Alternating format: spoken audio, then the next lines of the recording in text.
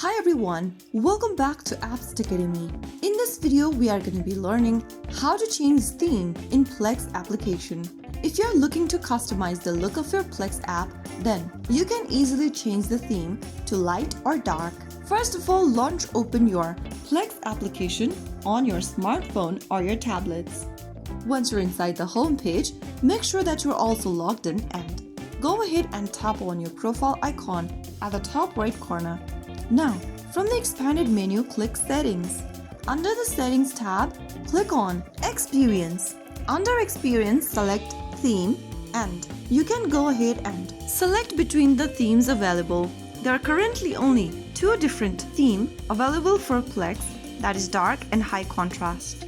Choose any one from the menu and that's how you will be able to change your theme on Plex. So that is how it's super easily done.